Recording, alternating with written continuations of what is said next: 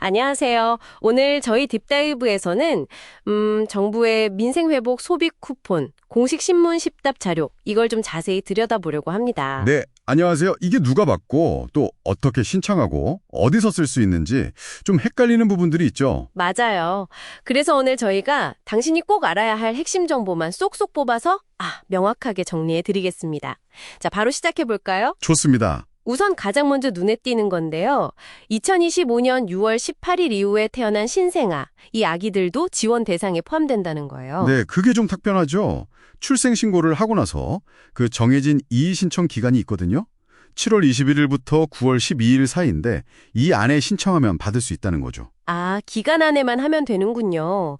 다만 좀 안타까운 건 그 기준일인 6월 18일 이후에 돌아가신 분들은 아쉽지만 지급 대상에서는 제외된다고 합니다. 네, 그건 좀 어쩔 수 없는 부분 같고요. 그럼 이제 신청 방법을 좀 볼까요? 기본 원칙은 간단합니다. 성인, 그러니까 2006년 12월 31일 이전에 태어나신 분들은 본인이 직접 신청해야 하고요. 본인이 직접. 네, 반면에 2007년 이후 출생한 미성년자들은 세대주가 대신 신청하는 게 기본입니다. 미성년자는 세대주 대리 신청이 원칙. 그런데 여기서부터가 조금 복잡해지는 것 같아요.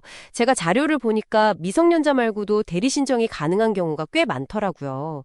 군인이라든지 또 요양병원에 계신 분들, 이런 다양한 예외 규정들, 이거 핵심이 뭔가요? 네, 맞습니다. 다양한 상황들을 좀 고려한 예외들이 있어요. 법정 대리인이나 아니면 같은 세대에 사는 가족, 배우자, 직계 좀비속 이런 분들이 신분증이랑 위임장 가지고 대리 신청할 수 있고요. 위임장이 필요하군요. 네, 그렇죠. 그리고 군 장병들 같은 경우는 나라사랑 카드로 받거나 아니면 부대로 상품권을 우편으로 받을 수도 있고 그것도 아니면 대리 신청도 가능하군요.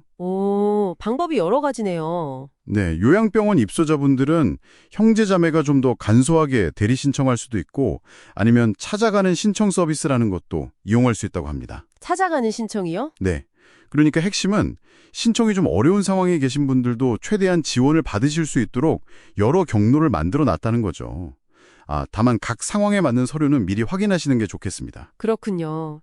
정말 최대한 많은 분들이 받을 수 있게 신경 쓴 그런 흔적이 보이네요. 그리고 지원 금액도 모두 같지는 않잖아요. 이 부분은 특히 해당되는 분들이 꼭 아셔야 할 내용 같은데요. 네, 맞습니다. 이건 확실히 그 취약계층에 대한 지원을 좀 더 강화하려는 의도가 보입니다. 기초생활보장 수급자는 40만 원. 40만 원? 네. 그리고 차상위 계층이나 한부모 가정은 30만 원을 받게 됩니다. 차이가 있군요. 네. 여기서 또 중요한 게 있는데요. 만약에 이해 신청 기간 중에 자격이 바뀌는 경우가 있을 수 있잖아요. 예를 들어 일반 대상자였다가 차상위 계층으로 확인됐다거나 하면 그 차액만큼 소급해서 받을 수 있다는 겁니다. 소급 작용까지. 그건 다행이네요. 그렇죠. 일종의 안전장치라고 볼 수 있겠죠. 그런데 자료를 보다 보니까 정말 흥미로운 점이 있었어요. 어떤 특정 지역으로 이사를 가면 돈을 더 준다고요? 이건 뭔가요? 네, 바로 그 부분입니다.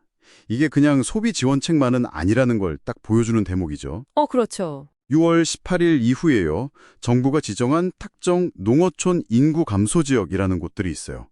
거기로 이사를 가면 쿠폰 사용 지역을 그쪽으로 바꿀 수 있는 건 물론이고 추가로 5만 원을 더 지급합니다. 와, 5만 원 추가요? 네.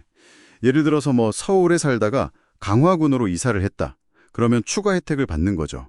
그러니까 이건 소비 진작뿐만 아니라 지역 균형 발전이나 인구 유입 같은 정책 목표도 같이 고려한 거라고 해석할 수 있습니다. 와, 5만 원 추가 지급이라니 이건 정말 파격적인데요. 확실히 정책에 여러 가지 고민이 담겨 있는 것 같네요.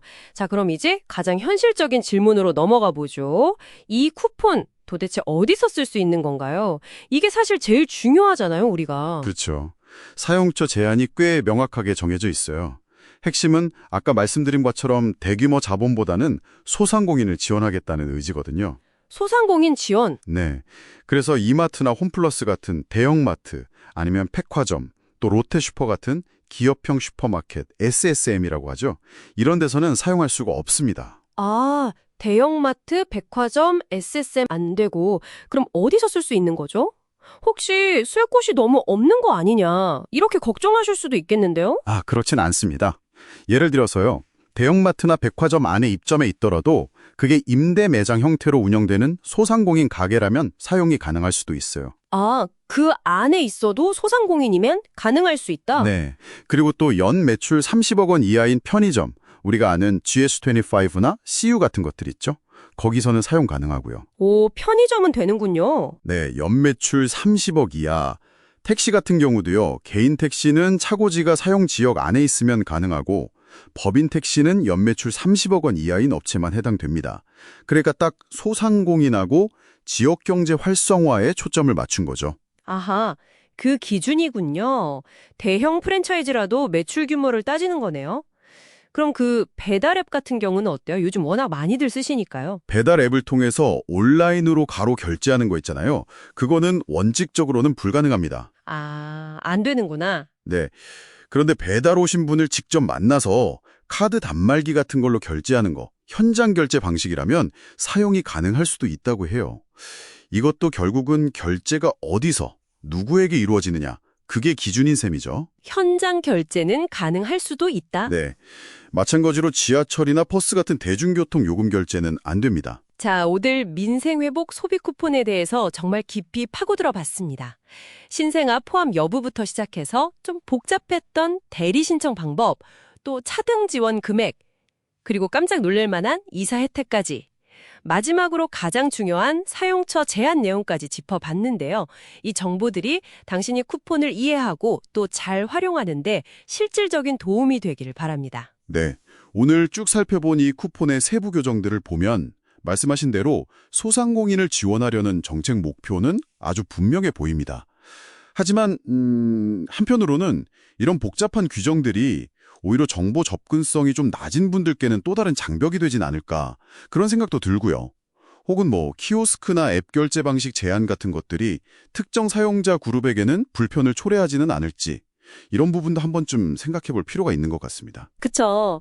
정책의 좋은 의도와 실제 현장에서 체감하는 효과 사이에는 또 간극이 있을 수 있으니까요. 네.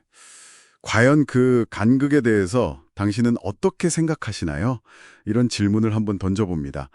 더 자세한 내용이나 궁금한 점은 행정안전부 전화번호 044-205-6071번으로 문의하시면 확인하실 수 있습니다.